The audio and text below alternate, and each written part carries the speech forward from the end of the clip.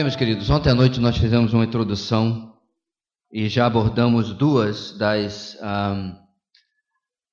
doutrinas que vamos abordar nesses dias. Nós falamos sobre o estado de depravação do homem e depois falamos sobre a graça de Deus, ok? Hoje nós vamos, irmãos, para a nossa terceira doutrina, que já está ali em cima, sem mais delongas. E a nossa terceira doutrina é a doutrina da regeneração. Doutrina da regeneração. Eu quero começar lendo o texto de João capítulo 3. Eu já vi ali que a projeção em algumas cores das letras vai ficar um pouquinho difícil, mas a parte principal está dando para enxergar direitinho. Lá nós lemos o seguinte, vamos juntos, irmãos. Havia um fariseu chamado Nicodemos, uma autoridade entre os judeus. Ele veio a Jesus à noite e disse: Mestre, sabemos que ensinas da parte de Deus, pois ninguém pode realizar os sinais miraculosos que estás fazendo se Deus não estiver com ele. Em resposta, Jesus declarou: Digo-lhe a verdade, ninguém pode ver o reino de Deus se não... Está ali ou não está? Se não nascer de novo. Irmão, certo pregador repetia muitas vezes sobre a necessidade de nascer de novo. É necessário nascer de novo, é necessário nascer de novo. E aí alguns irmãos incomodados, diáconos da igreja, né? Por isso que tem aquele versículo na Bíblia: resistir ao diácono e ele fugirá de vós. Os diáconos incomodados com aquilo foram conversar com o pastor. Pastor, por que o senhor... Toda a mensagem repete a mesma coisa. Ele havia acabado de chegar na igreja e não conhecia a congregação toda, numa época de muito cristianismo nominal. E perguntaram por que ele repetia tanto: é necessário nascer de novo. E o pastor virou para eles: a razão é simples, irmãos, porque é necessário nascer de novo. Ele só reafirmou a necessidade incontestável do ser humano, ou melhor dizendo, a necessidade maior do ser humano, que é nascer de novo. Muitas coisas, irmãos, são necessárias na nossa vida: alimento, educação, abrigo. Mas a verdade é que nenhuma dessas coisas são eternamente necessárias. Elas são necessárias para a nossa vida aqui, mas apenas o novo nascimento ou a regeneração é fundamental na vida do ser humano. Continuando, não há coisa mais espantosa do que a reversão da morte, isto é, um morto voltar a viver. A regeneração vai ainda além, pois não apenas devolve o estado de vida, mas leva o regenerado ao estado de vida eterna. Então, na história da humanidade, até na história do cristianismo, nós ouvimos na Bíblia e depois diversas narrativas de pessoas que estavam mortas e voltaram a viver. Lázaro, o filho da viúva, Eutico no livro de Atos. Na história mais moderna que nossa, diversos testemunhos você encontra na internet de gente que já estava até já na gaveta do IML e Deus devolveu a vida. Agora nas férias eu li o livro Abdullah, testemunho do ex-muçulmano que esteve alguns anos atrás aqui em Boa Vista, testemunhou para os batistas lá na Igreja Batista da Graça, foi maravilhoso, e ele esteve no cemitério para ser enterrado com as vestes muçulmanas que seus amigos muçulmanos fizeram, e ele começou a se mexer ali, botando todo mundo para correr. Então o fato, meus irmãos, de que é maravilhoso quando o morto volta à vida, mas nós temos testemunhado, e aqui nós temos dezenas de exemplos, um milagre muito maior, que é o morto espiritualmente voltar à vida espiritual e à vida eterna. Amém? É um milagre muito maior do que apenas voltar à vida biológica. Paulo, ensinando a Tito, disse o seguinte, Tito 3,5, vamos ler juntos, irmãos? Não por causa de atos de justiça por nós praticados, mas devido à sua misericórdia, ele nos salvou pelo lavar regenerador e renovador do Espírito Santo. Paulo está tratando com Tito que a salvação incluía, não podia ser deixada de lado, a parte em que o Espírito Santo desfaz os efeitos da morte espiritual, regenerando e renovando a vida daquele que está sendo salvo. Paulo também diz em Efésios o seguinte: deu-nos vida juntamente com Cristo, quando ainda estávamos mortos em transgressão. Efésios 2:5. Repare o seguinte, meus irmãos, a vida foi colocada em nós, olha o texto, quando ainda estávamos mortos em delitos ou pecados e transgressões. Ou seja, nós somos regenerados para que possamos crer em Cristo e responder à pregação do Evangelho. Essa é a ordem bíblica. O morto não tem como exercer fé. O morto não tem como crer. O morto não tem volição, não tem vontade. Ele está morto. Então, quando alguém se converte, para que ele possa passar ao estágio da fé, possa passar ao estágio da resposta à pregação do Evangelho, a primeira coisa que acontece na vida dele é o toque regenerador do Espírito Santo, para que aí, então, ele possa exercer fé. É por isso que nós chamamos, irmãos, a doutrina de monergismo, e não de sinergismo. Não é nome de remédio, não. É simples de explicar. Mono significa único, e o resto significa ação, ação única. É Deus que age em nós para a nossa salvação. O contrário da outra teoria de sinergismo, onde nós cooperamos com Deus, sim, é conjunto, na ação da salvação. Para mim isso simplesmente é obra. E a palavra de Deus diz em Efésios, na continuação desse texto, que nós não temos participação nenhuma, não vem pelas obras, para que ninguém se glorie. A salvação é unicamente pertencente ao Senhor. Aos Coríntios, irmãos, Paulo vai tratar o seguinte: se alguém está em Cristo, é nova criação. Essa é a tradução correta de Coríntios 5,17. Eu sei que em algumas Bíblias está escrito é nova criatura, mas o termo grego usado por Paulo é nova criação. Por quê? Porque nós somos, irmãos, a antecipação do novo céus e nova terra. Já parou para pensar nisso? Ainda que estejamos no nosso corpo mortal, ainda que estejamos ainda deste lado da eternidade, toda vez que alguém passa da morte para a vida, esse alguém está antecipando novos céus e nova terra que nos aguardam na eternidade. Nós somos a avant-première, uma amostra daquilo que Deus vai fazer. Por isso que Paulo coloca que aquele que está em Cristo já é nova criação.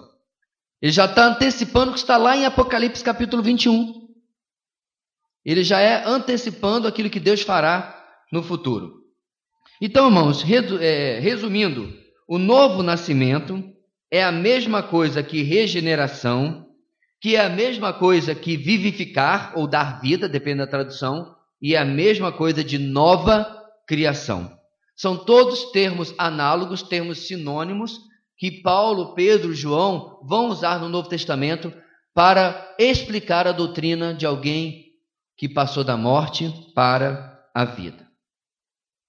O texto vai nos falar em João capítulo 3, é necessário nascer de novo, disse Jesus. Mas eu pergunto, irmãos, por que é necessário nascer de novo? Eu não vou oferecer a mesma resposta do pregador que eu acabei de mencionar aqui. Vamos explicar um pouquinho melhor. Primeiro, porque nascemos fisicamente vivos, mas nós nascemos espiritualmente mortos por causa dos efeitos do pecado. Então, como eu falei ontem, você vai lá na maternidade, pega, aquele pacote de orgulhinho, aquela satisfação que você esperou durante 9 meses, bem, ou 7 ou 8 no nosso caso, e com a cara de joelho, direitinho. Mas, irmãos, a semente do pecado está lá. A coisa mais ilógica que alguém pode pensar é dizer que Jesus falou que deixai ver as minhas criancinhas e tal, os pequenos, porque dos tais é o reino de Deus, é porque a criança é inocente. Não! Criança não é inocente. Ela é inocente diante de nós, que já somos catedráticos, doutores no pecado. É verdade. Em comparação, eles são. Mas, irmãos, Provérbios vai dizer o seguinte: a maldade, a malícia, a estutícia, cada tradução faz de um jeito, está onde? Ligada ao coração da criança. E aí o texto continua: mas a vara a afastará dela. A criança, numa determinada idade, precisa sentir o bumbum arder. Tem adulto que já fez até assim, lembra, né? aprontou muito, levou muita varada, tem que sentir, porque ele tem que começar a compreender que há limites para o comportamento dele e ele não pode passar por aquele limite. A disciplina divina é a mesma coisa, tem o mesmo objetivo na nossa vida. Então a criança, ela já nasce pecadora. Então por que Jesus falou aquilo, meus irmãos? Jesus está falando de confiança. Se você coloca uma criança, né, em cima de um freezer aí, papai faz, vem, pula. O que ela faz? Pula. Agora, se foi um pai doido que, né, pula, você precisa aprender a não confiar em ninguém, viu? Aí eu acho que a criança vai levar um tempo até para ser restaurada na confiança em tudo com esse pai. Mas, via de regra, um pai não vai fazer isso, né? Não vai fazer isso, porque a criança confia. Então, Jesus se referia, meus irmãos, à dependência, à confiança que a criança tem nos seus pais e nós devemos ter para o nosso Deus. Não era, de maneira nenhuma, inocência. Muito bem. Segunda razão por que preciso nascer de novo. Porque herdamos a morte espiritual do nosso pai Adão através dos nossos pais terrenos, eles mesmos pecadores. Aliás, uma das coisas mais abençoadas, veja, adolescente, que você pode descobrir na sua vida é que seus pais são pecadores. Porque você para de se surpreender com os erros deles e começa a aprender com os erros deles. São pecadores, como qualquer homem, como qualquer mulher, certo? Então nós herdamos dos nossos pais a herança do pecado e passamos para os nossos filhos também. Por isso é necessário nascer de novo. E finalmente, é necessário nascer de novo porque precisamos nascer do alto, da parte de Deus, através do Espírito, para herdarmos a natureza celestial e sermos participantes da natureza divina. É importante, irmãos, você perceber no texto que Jesus está chamando a atenção de Nicodemos para que ele entenda que o nascimento do pai e da mãe é o nascimento da terra. E o nascimento da regeneração, o novo nascimento, ele é do alto, ele é de Deus. E esse nascimento vai possibilitar que nós tenhamos a partir daí o quê? A filiação celestial. Ora, como filhos de seres humanos, nós temos direito a essa terra aqui, dado por Deus lá em Gênesis. Mas quando nós nascemos de novo, nos tornamos filhos de Deus. Se você está aqui nessa manhã, não conheço todos os visitantes, você acha que todo mundo no planeta Terra é filho de Deus, sinto lhe decepcionar, mas a Bíblia discorda. A Bíblia diz que todos nós somos criaturas de Deus, tal como a árvore, tal como o pássaro, tal como o cachorro. A diferença é que a árvore, o pássaro e o cachorro nunca passarão de ser criaturas de Deus, mas o ser humano, através do novo nascimento, através de confiar em Cristo como seu único Senhor e Salvador, passa de criatura para filho.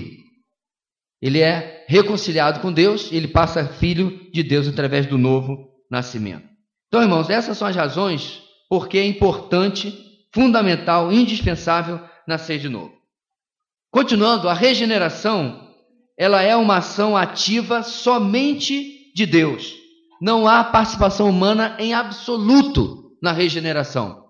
O texto de João capítulo 1, que de certa forma acabei de citar agora na minha explicação, ele é a base para a filiação. Contudo, aos que o receberam a quem? Quem, irmãos? Estão acordados de manhã? Dormiram bem? Receberam quem, igreja? Cristo, Jesus. Aos que creram em seu nome dele, deu-lhes o direito, em algumas traduções está escrito, deu-lhes o poder, que a palavra aí pode ser traduzida como direito ou como poder, de se tornarem filhos de Deus. Se tornaram é porque antes não eram. Os quais não nasceram por descendência natural, nem pela vontade da carne, nem pela vontade de algum homem, mas nasceram de Deus. Vamos esmiuçar esse versículo, irmãos? Para você ver como pregar não é tão complicado assim. Tem que lidar mais com, às vezes, o gaguejar, o nervosismo, o joelho batendo, mas interpretar o texto não é tão difícil assim. Olha lá, primeiro ponto, é Deus que dá o direito de sermos filhos. Você não pode conquistar por si mesmo, outro não pode dar, o seu pai não pode dar, seria maravilhoso nós como pais, a gente gostaria de converter os nossos filhos já na maternidade, mas não é possível. É Deus que dá o direito de ser filho de Deus. segunda parte desses versículos. Isso em nada tem a ver com a nossa descendência natural e nada tem a ver com a vontade humana. Para reforçar, irmãos, que é só Deus que dá, nossos pais, nossos pastores, nossos líderes, nossos irmãos em Cristo.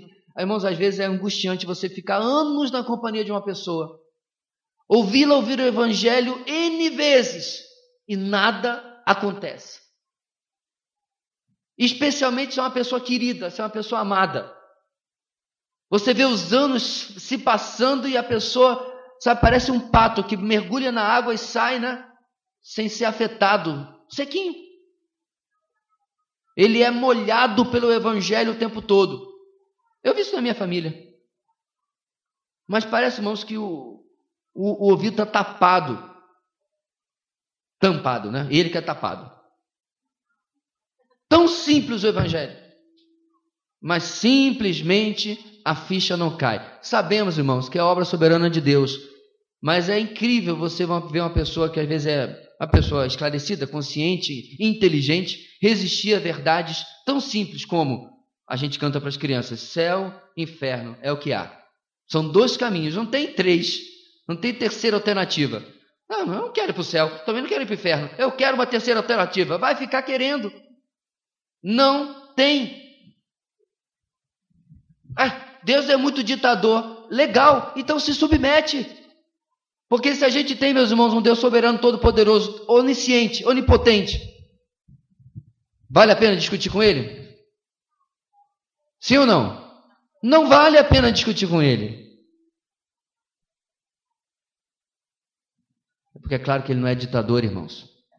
Ele é Senhor. São ideias e conceitos bem diferentes um do outro. O que mais esse texto fala, irmãos? Terceiro lugar, ocorre unicamente pela vontade soberana e unilateral de Deus. E finalmente, número 4, e nos tornamos herdeiros da sua natureza. É o que está nas últimas 3 palavras. Nasceram de Deus. Isso é incrível, irmãos, porque homens pecadores, homens limitados, são transformados e agora participam da natureza divina. Pedro vai nos falar isso daqui a pouco. A regeneração é uma ação por meio da palavra, por meio das escrituras. Onde nós entendemos isso? Vamos começar exatamente por Pedro.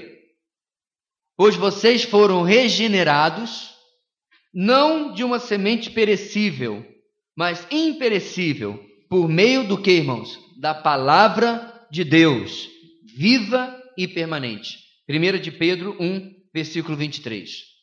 O Espírito Santo, irmãos, trabalha com uma ferramenta na regeneração do ser humano. E a ferramenta é a palavra de Deus. Repare, meus irmãos, que você não encontra um outro artifício, uma outra ferramenta, um outro conteúdo da pregação cristã, da verdadeira pregação cristã, que não seja a palavra de Deus. Por isso que é tão perigoso quando você tem um pastor, um líder, uma igreja, que prega outras coisas que não sejam a palavra de Deus. Porque Deus só tem compromisso com a sua palavra. Ele não tem compromisso com outra literatura. Ele não tem compromisso com outro texto. Ele só tem compromisso de agir sobrenaturalmente, de agir pelo Espírito Santo diante da pregação da sua palavra. João Calvino dizia que a pregação é o meio de Deus dispensar graça ao seu povo. A pregação é o meio de Deus dispensar graça ao seu povo. É por isso, irmão, que você às vezes está para baixo, está de um jeito, não está bem, a semana não foi boa. Aí você ou vai assistir online, ou vai à igreja e assiste aquela mensagem. Às vezes o pregador não é aquela coisa estupenda, mas ele pregou a palavra. Na limitação dele, às vezes falando nós vai, nós é, não tem problema, pregou a palavra. E você sai rejuvenescido. Que foi a palavra que fez isso. Agora tem gente que vai em determinada igreja e não tem palavra, mas tem aquele pregador animado, né, que coloca animador de auditório. A pessoa vai para casa entretida. São coisas completamente diferentes. Sair com refrigério de alma e sair entretido são coisas completamente diferentes. Você já saiu de uma igreja igualzinho do jeito que você sai de um cinema? Eu já. Foi um show bem legal, gostei. Se tivesse concorrendo ao Oscar, eu podia concorrer esse ano, foi maravilhoso. Mas o culto cristão não tem o objetivo de entreter, de divertir, de animar. O culto cristão tem o objetivo de edificar. Coisas completamente distintas. Então, meus irmãos, é por meio da palavra. Como é que isso acontece? Em primeiro lugar, o Espírito usa a palavra como meio para o novo nascimento. É o que nós acabamos de ler. Segundo lugar, Hebreus 4,12, nós lemos: pois a palavra de Deus é viva e eficaz e mais afiada que qualquer espada de 2 gumes. Ela penetra ao ponto de dividir alma e espírito, juntas e medulas, e julga os pensamentos e intenções do coração. Segundo lugar, a palavra de Deus é algo vivo por causa do próprio originador, que é Deus, e algo capaz de revelar, por exemplo, a pecaminosidade humana. É por isso, irmãos, que a pregação da palavra é importante, porque ela joga luz sobre a nossa pecaminosidade. Ora, se eu preciso de novo nascimento, eu preciso que a razão da necessidade desse novo nascimento seja iluminada pela Escritura. Se você vai a um lugar e alguém prega: olha, se você está triste, se você está com o casamento arruinado, vem aqui Jesus. Isso é evangelho? Não. Não é evangelho. Pastor, mas a gente não deve se sensibilizar com a dor, com a tragédia humana? Sim, mas não oferecer Jesus como consertador de casamento. Não oferecer Jesus como vai curar todas as enfermidades, porque Jesus não curou todas as enfermidades. É só você ler os evangelhos.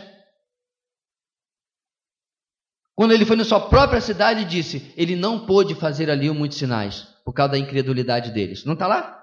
Então teve gente que Jesus chegou doente na cidade, e doente ficou e foi embora. As pessoas ficaram doentes lá.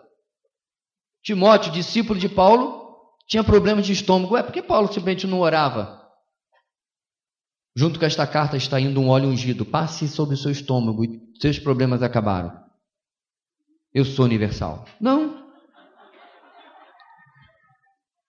Não. Deus cura quando quer e Deus não cura quando quer. Para aproveitar a música, quando ele cura, ele é Deus. E quando não cura, ele é Deus. Então, quando você prega o evangelho, em vez de ficar oferecendo solução tabajara para a vida dos outros, as quais você não pode garantir, diga de passagem, está ali o Sinfrônia e a Sinfrônia, brigando, já à beira do divórcio. Você pode oferecer a Jesus e prometer que o casamento vai ser restaurado? Sim ou não? Não. Mas sabe o que você pode prometer? Crer no Senhor Jesus Cristo e será salvo. Isso eu posso prometer, porque isso é verdade bíblica inquestionável. Por isso que o evangelho, irmãos, tem que ser pregado sobre aquilo que o evangelho é. E a palavra de Deus, no texto de Hebreus, vai servir para mostrar àquele que está ouvindo o evangelho a realidade do seu coração, como fez com a mulher, como Nicodemos, com a mulher na beira do poço, como fez com o jovem rico que não quis o evangelho, foi embora triste, porque o que Jesus falou revelou a idolatria do coração dele. Terceiro texto: a fé vem por ouvir a mensagem, e a mensagem é ouvida mediante a palavra de Cristo. Romanos 10, versículo 17. Finalmente, a palavra de Deus é o embasamento da nossa fé. Em resumo, essa frase é importante, irmãos: não pode haver novo nascimento onde não há pregação das Escrituras. Vou repetir: não pode haver novo nascimento onde não há pregação das Escrituras. Você quer ver uma coisa impressionante? Eu tenho um livro publicado pela ABU. Ganhei esse livro há mais de 20 anos atrás. É o livro sobre Daniel. Felizmente ele não é mais publicado, mas eu consegui uma cópia e está lá na biblioteca da nossa igreja. Comprei num sebo lá em Belém. Aquele livro, ele é uma compilação de um programa de rádio. Na época de programa de rádio que era cristão de verdade, não é essa gospelândia que tem hoje não. E o pastor toda semana dava um estudo em Daniel. Toda semana. Daniel, irmãos. Daniel é escatologia, é até história bíblica. E aí as cartas começaram a chegar. Carta. Isso é 1940 e bolinha. Começaram a chegar as cartas de pessoas se convertendo pela exposição de Daniel. E tem gente que não acredita no poder da palavra de Deus. Tem gente que vai achar que esse tema, eu perguntar assim, mas tinha um descrente no seu retiro? Eu falei, talvez sim, não sei. Provavelmente sim. Mas você perdeu a oportunidade de pregar o evangelho? Não. Estou aproveitando aí. Ó. Este é o evangelho. É isso que nos sustenta, irmãos. É isso que mantém a nossa vida viçosa, verdinha, com vida. Caso contrário, o que nós aplicamos sobre a regeneração? Em primeiro lugar, aí vai a pergunta óbvia. Você já nasceu de novo? Eu não estou perguntando se você frequenta a igreja. Eu não estou perguntando se você é filho de crente, se você é amigo de crente, se você gosta muito de Jesus. Eu gosto muito de música gospel, eu tenho um monte no meu celular. Eu não perguntei isso. Deixa-me dizer uma verdade muito dura. No inferno vai ter muita gente lembrando os versículos que decorou durante a sua vida. No inferno vai ter muita gente cantando música gospel cristã, hinos que ouviu durante a sua vida. A pergunta é, você já nasceu de novo? Esta vida carnal em nada nos valerá na eternidade. Para participarmos da eternidade, a eternidade precisa participar da nossa vida aqui. Ela precisa nos alcançar aqui. Não, esses dias, irmãos, eu fiquei profundamente triste. Eu tenho um parente que é sacerdote romano, e alguns dias atrás fez o aniversário da morte da minha avó, uma crente convicta, uma crente fiel no Senhor. Ele teve a ousadia de colocar no grupo da família, se eu ver esse vídeo, problema dele. Eu vou rezar por ela aqui na nossa missa. Deu vontade de dizer, fique a tua idolatria para você, porque a sua mãe não acreditava nessas coisas. E ela não acreditava por quê? Porque a palavra de Deus diz que ao homem está destinado a morrer uma só vez, vindo logo após isso o juízo. Acabou. É literalmente enquanto há vida, há esperança. Eu já conheci gente que me disse, eu estou deixando uma poupança para os meus filhos, 2 poupanças para os meus filhos. Uma é para eles, outra é para as missas que eu quero que eles realizem por longos anos em favor da minha alma. Deu vontade de dizer, era melhor você dar poupança para eles viajarem, que eles iam aproveitar melhor. Não falei nada. Preguei o evangelho, esperando que o evangelho abrisse os olhos de quem está cego. Não há nada que aqui alguém possa fazer pela eternidade de outro. Mas enquanto nós estamos aqui, nós podemos fazer pela nossa mesma. Segundo, você consegue discernir a luta que há em você entre a sua herança carnal e a sua herança espiritual? Sua herança, celestial. A carne e o espírito irão conviver e guerrear em nós até o nosso último dia nesta terra. Porém, é possível que termos o lado certo vencendo a maior parte do tempo. Como é que isso acontece, irmãos? Ora, se nós alimentarmos o espírito, ele vencerá a carne. Se nós alimentarmos a carne, ela vencerá o espírito. Simples assim. O grande desafio, meus irmãos, é como equilibrar a nossa autoedificação no nosso dia a dia. Aí eu volto a fazer um momento plim-plim, um momento de propaganda de tudo aquilo que nós temos falado na nossa igreja. Alguns dias atrás, inclusive está no boletim, nós colocamos uma receita simples, que não precisa ser só ela, de edificação. Você precisa fazer um devocional por dia. Lembra disso? Um devocional por dia. Apenas uma presença em cada atividade da sua igreja por semana. Você precisa ir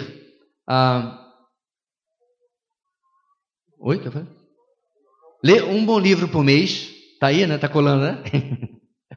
Um bom livro por mês, uma conferência por semestre, uma leitura bíblica anual. Ficou bonitinho, né? Dia, semana, mês, semestre, ano. Simples. Mas eu só devia escrever um livro de um método. Não, irmãos, não é método. É o óbvio, nossa alma precisa de alimento. Nós somos alimentados pelo mundo o tempo todo. O Watchman Nee, um cristão que passou a maior parte da sua vida preso na China, ele dizia que, da prisão ele escreveu seus livros, que nós precisamos do lavar da palavra constantemente, porque nós chegamos nas nossas atividades do trabalho, da faculdade, da escola, com o ranço, o cheiro, como é que fala? Pitiu. Acertei, né? O fedor do mundo. Tá difícil de você assistir um programa que você não tenha que ligar o filtro. Não dá para assistir sem filtro. Não dá para viver sem filtro. O filtro da palavra. São as salas das faculdades. São, segundo um colega meu falou agora, até os treinamentos. Ele dá treinamento para profissionais na sua empresa. Ele teve que dar uma limpada no material com autorização da gerência, porque o que tinha de humanismo. Esse é o mundo que nós vivemos e nós precisamos ter o discernimento de como estamos. 3. Você tem usufruído do poder catalisador das Escrituras? O que é isso, pastor? A palavra de Deus, viva e poderosa, é um meio de graça determinado por Deus para produzir vida e transformação nos homens. Irmãos, eu fico surpreso como que eu pego o nosso devocional e várias coisas sobrenaturais acontecem. Esse devocional, na verdade, nós estamos usando neste ano, se eu não me engano, ele é de 2015, 16, alguma coisa assim. Como eu sempre faço, eu compro o estoque deles, né, a xepa, para a gente pagar mais barato. Bíblia é Bíblia. E chega para a gente bem baratinho, R$20. Foi lá no site, já teve até R$35 esse material. Muito bem. Você pega o material, que o pessoal escreveu lá atrás, inclusive comentei com um pastor que cedeu a casa para nós ficarmos alguns dias.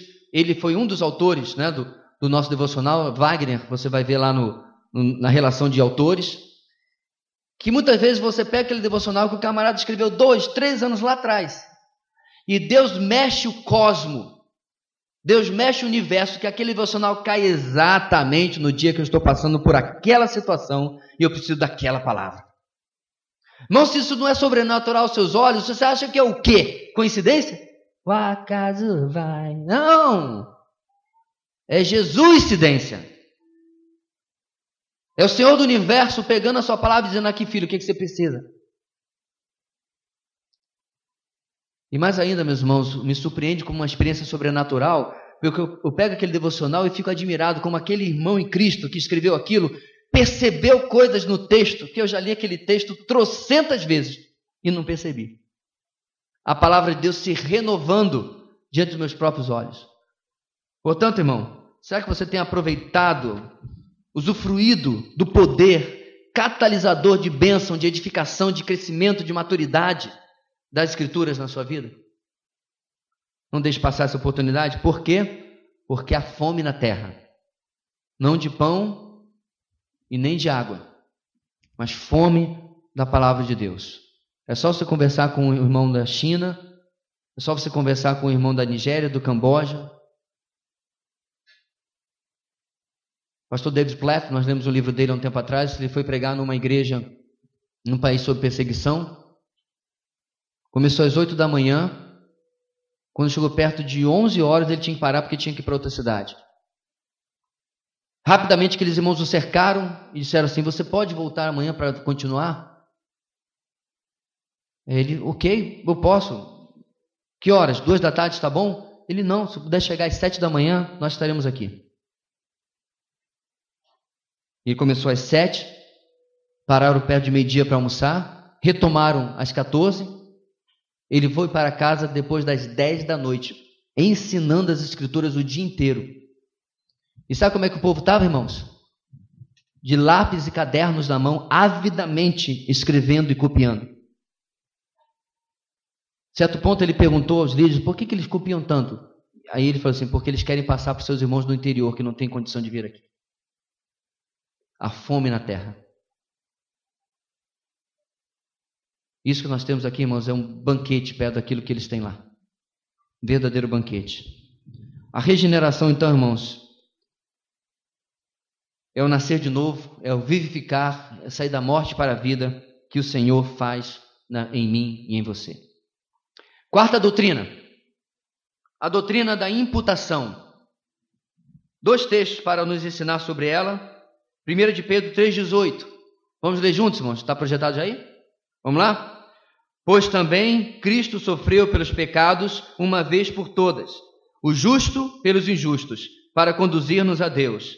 Ele foi morto no corpo, mas vivificado pelo Espírito. 1 de Pedro 3,18. Filemão 1, 17 e 18. Vamos juntos? Assim, se você me considera companheiro na fé, receba-o como se estivesse recebendo a mim. Se ele o prejudicou em algo ou lhe deve alguma coisa, ponha na minha conta. Nós vamos entender já o que esses 2 versículos têm a ver um com o outro e com a nossa quarta doutrina, a doutrina da imputação. Imputação significa debitar, atribuir responsabilidade, lançar na conta de alguém, creditar algo, bom ou ruim, a outra pessoa. Com Cristo, essa doutrina possui um duplo significado. Irmãos, isso aqui é importantíssimo. 80% no mínimo dos cristãos desconhecem completamente a doutrina da dupla imputação. O que é a dupla imputação? Os nossos pecados foram imputados a Cristo. Ele levou toda a nossa dívida sobre si. Segundo, a justiça dele, Cristo, foi imputada a cada um dos seus. Nós recebemos todo o crédito conquistado por ele. É isso que significava o cântico da década de 90. Tudo que Jesus conquistou na cruz é direito nosso, é nossa herança. Era isso que o cântico se referia, aos méritos da cruz. Porque Jesus conquistou determinadas coisas na cruz que só se aplicavam a ele, o nome sobre todo nome, o senhorio de todo o universo. Mas quando se fala de soteriologia, de salvação, ele não falou assim, olha, eu vou dar só um pouquinho para vocês, porque vocês não merecem. Não, ele deu todo o crédito dele. Quando o Senhor Deus olha para mim e para você, se ele olhar agora para o auditório, o que ele vê é o seu filho sentado em cada cadeira, pelo menos daqueles que conhecem a Cristo como seu Senhor e Salvador. Essa é a doutrina da dupla imputação. E o versículo, irmãos, que talvez mais possa traduzir isso é Isaías 55:3. Vamos ler juntos?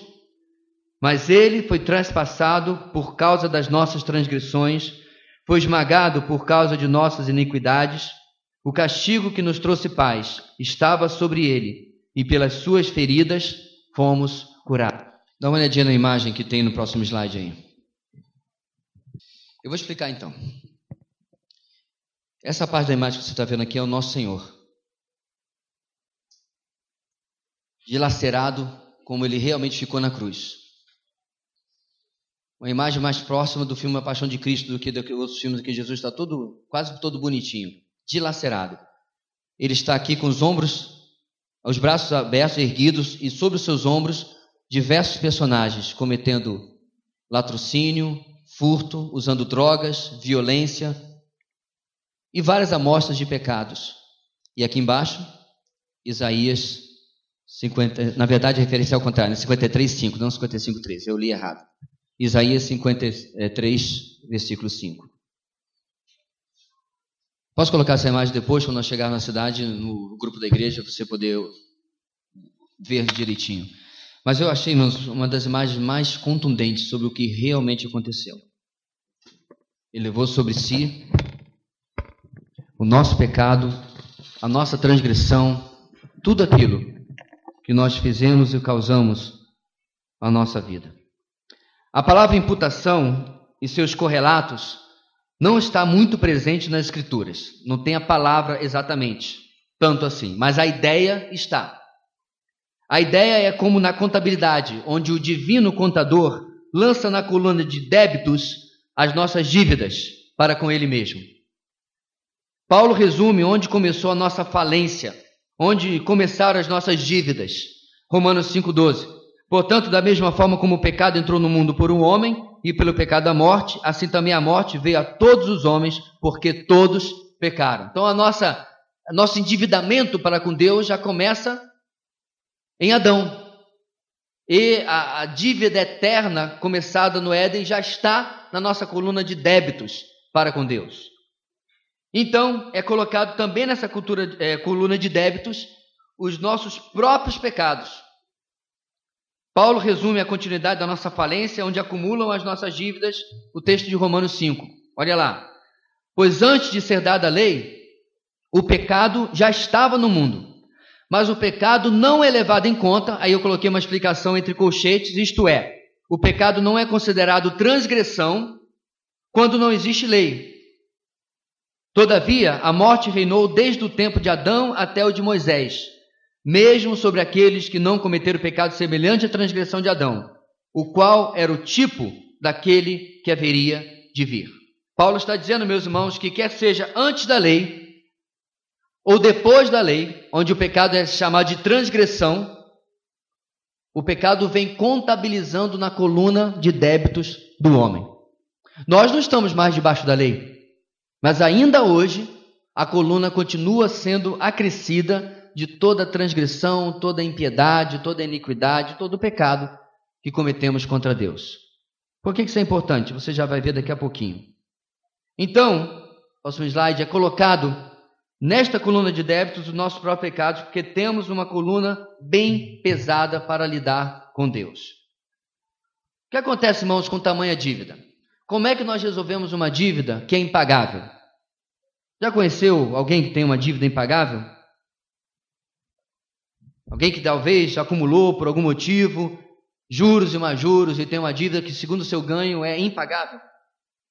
Teria que vender todos os seus bens 3, 4 vezes, ou seja, está falido. Ele está insolvente, ele não tem mais como resolver aquela dívida. Essa é a nossa situação espiritual. Nós não temos como resolver o tamanho da nossa dívida. O que acontece? O segundo fato importante da imputação é Deus, lembra da contabilidade?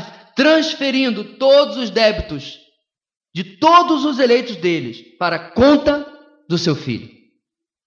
Ele pega, irmãos, a minha dívida, a sua dívida, a do seu irmão que está ao lado, e transfere tudo para a conta de Jesus. Sabe aquele saldo negativo do que você está lá no banco? Não seria bom alguém pegar e dizer assim, olha, eu peguei o seu saldo negativo e transferi para a minha conta. É mesmo, rapaz? Obrigado aí, valeu. Eu peguei lá a sua dívida do cartão de crédito. Bem, depois daquilo que a gente teve de finanças na igreja, eu espero que eu esteja falando só de forma hipotética, né? Seja nenhum de nós. Eu peguei aquela dívida enorme do seu cartão de crédito, transferi toda a dívida para o meu cartão de crédito. Agora eu que devo, você não deve mais nada, está zerado. Isso não é nada perto daquilo que nós estamos lendo aqui. Não é nada diante daquilo que o Senhor fez por nós. Porque o mais impagável que talvez você um dia tenha tido uma dívida ou conheça alguém que tenha, é só dinheiro. Só dinheiro. No Brasil, inclusive, você não vai nem preso. A dívida que nós estamos tratando aqui, irmãos, é a ofensa à santidade de um Deus perfeito. É cada pensamento ocioso, é cada pensamento malicioso, é cada ação que transgride a palavra de Deus, a vontade de Deus, a lei do nosso Deus. Bem, além da ilustração contábil, podemos ver de um ponto de vista também legal, ou seja, judiciário, segundo a lei. Assim, a culpa de todos os réus, quem? Nós, foi lançada sobre um inocente, Jesus. Todas as transgressões e crimes de todos os réus foram colocados sobre apenas uma pessoa. Agora pergunta, irmãos, isso é justo? Quantas vezes você já viu, estava comentando agora com o André que nós temos aí 5, 6, 7 formandos de direito e advogados da nossa igreja. É justo um inocente pagar pelo culpado? O que você acha? Se você soubesse de um caso desse no jornal, você não ficaria ultrajado? Como já aconteceu, inclusive. Tem uma ONG nos Estados Unidos que trabalha apenas tentando provar a inocência de gente que foi erroneamente condenado. Às vezes eles comprovam que a pessoa realmente era culpada, mas às vezes descobre, o teste de DNA que saiu agora, ou quando saiu, né? Uma nova prova, eles trabalham, e teve gente que ficou 15, 20 anos preso por erro da justiça, um inocente pagando por um crime que não cometeu. Pois é exatamente isso que está aqui na ilustração. Quando Deus colocou nossa dívida na nossa conta e nossa culpa no nosso indiciamento, Ele estava apenas nos dando o que já era nosso. Quando Deus colocou dívida na nossa conta, quando Deus colocou o indiciamento do nosso crime, está certo. É a palavra, irmãos, do ladrão na cruz. Nós estamos aqui, um ladrão diz para o outro, porque merecemos. Então a nossa dívida não é, não, eu vou reconhecer essa dívida. Não adianta nós tentarmos não reconhecer, ela é nossa. Não adianta protestar diante do juiz. Eu sou inocente, aliás, todo mundo que está na cadeia geralmente é inocente, né? Não adianta protestar. Nós somos culpados. Em uma comparação contrária, Jesus recebeu a dívida e a culpa que não lhe pertenciam. Conforme nos diz, irmãos, Isaías 53, próximo versículo, versículo 4. Certamente, Ele tomou sobre si as nossas enfermidades e sobre si levou as nossas doenças. Contudo, nós o consideramos castigado por Deus, por Ele atingido e afligido. A expressão de Isaías aqui de enfermidade e doença, irmãos, são os nossos pecados. São as nossas mazelas espirituais que Ele carregou sobre si. Diante disso que Ele fez, então, o que ocorre, o que acontece conosco? Somos feitos justiça de Deus. Deus tornou pecado por nós, aquele que não tinha pecado, para que nele nos tornássemos justiça de Deus. 2 Coríntios 5, 21. Em primeiro lugar, Deus coloca os nossos pecados sobre o seu Filho. Em segundo lugar, é algo claro e notório que Ele é inocente. Em terceiro lugar, e nós não somos, uma vez que precisamos da justiça que não é nossa, que não temos. Então é aquilo, irmãos, que eu falei agora há pouco sobre a doutrina da dupla imputação. Os nossos pecados sobre Ele e a justiça dele sobre nós. Essa é a troca que nós fazemos. Sabe o que eu acho interessante, irmãos? Nós que somos pecadores,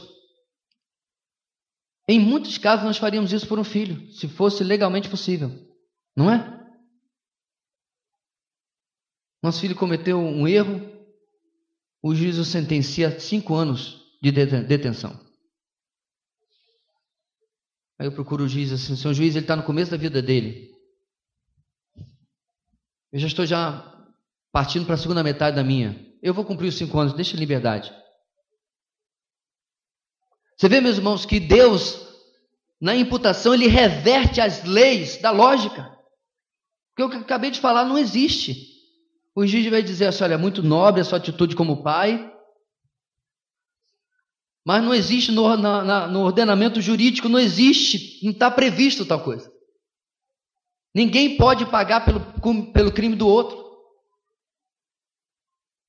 Ninguém pode cumprir a pena do outro. Mas no Calvário, o nosso Senhor cumpriu a nossa pena.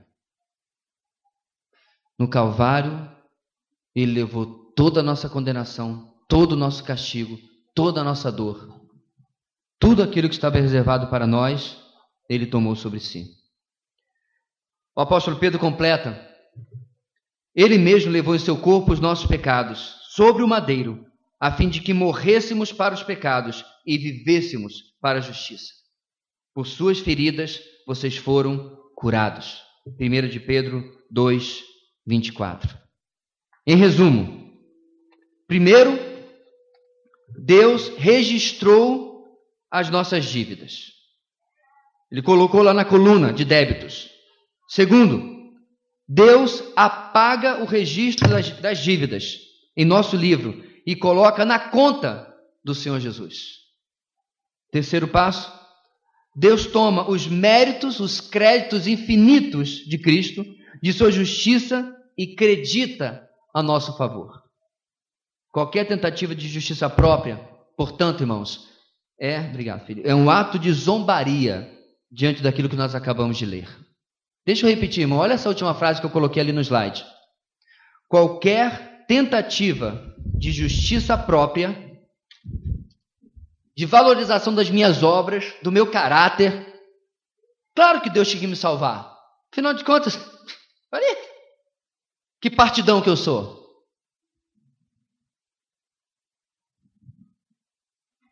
Olha, Deus salvar aquele camarada lá, aquela tranqueira lá, sei não, você fez um bom negócio, mas a mim, cara estudado, cara ali, safo, cara virado, cara isso, esse cara sou eu. É, cara de pau.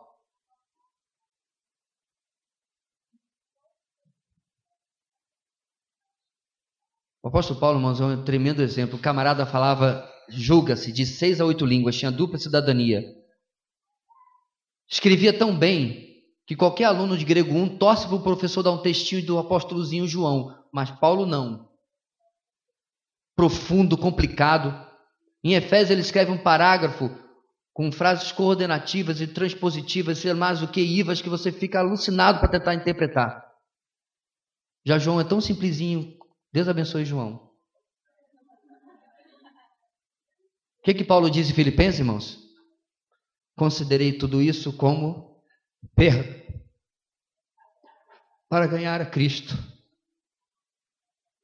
Um homem que tinha uma posição social, um homem que tinha tudo a seu favor, joga tudo como esterco, não tem valor algum.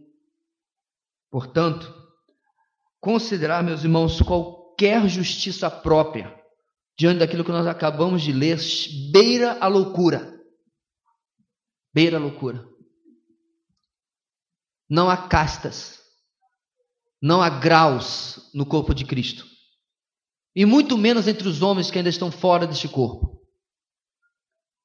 Somos uma massa, às vezes, difícil de distinguir, de pecadores que precisam, tal e qual o publicano, dizer: Senhor, tem misericórdia de mim, que sou pecador. Mas a boa nova, meus irmãos, é que ele de fato teve misericórdia. Tamanha foi a misericórdia dele, que não precisando fazer absolutamente nada, se torna homem, completamente inocente, para pagar algo que não era seu. É isso que a cruz significa. O que aplicamos então? A doutrina da imputação revela a imensidão do nosso pecado, retirado de nós. Mesmo que a cruz esteja no passado, você consegue compreender que diante da oferta do pecado, você está diante da escolha, hoje, de jogar ou não mais um pecado sobre o seu Redentor. A cruz, meus irmãos, é um evento passado, é fato. Mas compreenda o que eu vou lhe dizer. Não é porque ele aconteceu que não significa que hoje o pecado que eu cometo neste exato segundo já estava sobre ele no Calvário. Então essa é a pergunta dessa aplicação pessoal. Não constrange o seu coração diante da oferta do pecado a analisar, a avaliar que você está prestes a fazer uma escolha. Ou eu alivio os ombros do meu Redentor, ou eu o sobrecarrego ainda mais. Eu sei que eu estou aqui, meus irmãos, com um pensamento meio filosófico, para quase física quântica, mas você compreendeu? Ora, você assiste filmes sobre viagem no tempo e diz que aquilo que acontece no passado, se for alterado, modifica o futuro. Não é isso que acontece nos filmes? Nós estamos apenas fazendo um raciocínio inverso, em que no passado ele já carregou, inclusive, a possibilidade deste pecado que eu vou cometer ou não. E se eu cometer, já estava lá. Esse pensamento, irmão, deve trazer temor ao meu coração. Segundo, a doutrina da imputação revela a maravilha da justiça de Cristo que nós recebemos. Diante das lutas com o pecado, o maravilhoso fato de que aos olhos do Senhor Deus, você é perfeitamente justo, tal e qual o seu Filho unigênito. É aquilo que eu falei agora há pouco. Quando ele olha neste salão, ele vê aos filhos, ele vê a todos nós, os filhos de Deus, tal e qual o seu próprio Filho, e não o ser anterior, pecaminoso, que nós éramos. Essas duas doutrinas, meus irmãos, hoje têm o objetivo de trazer-nos mais perto do nosso Senhor. Sabendo que o novo nascimento nos colocou dentro daqueles que têm este crédito, esta imputação dos méritos dele sobre nós. E essa é a realidade da minha e da sua vida, meu irmão em Cristo, nesta manhã. Oremos. Deus querido, muito obrigado pela verdade da tua palavra, que zela, conforma a nossa vida, para que sejamos mais perto e mais próximos do nosso Senhor. Obrigado, Deus, e ajuda-nos a compreender plenamente os efeitos e as praticidades dessas doutrinas, para que possam influenciar o nosso relacionamento contigo, nossa luta contra o pecado, a nossa vitória na vida espiritual. É o que nós oramos no nome de Jesus. Amém.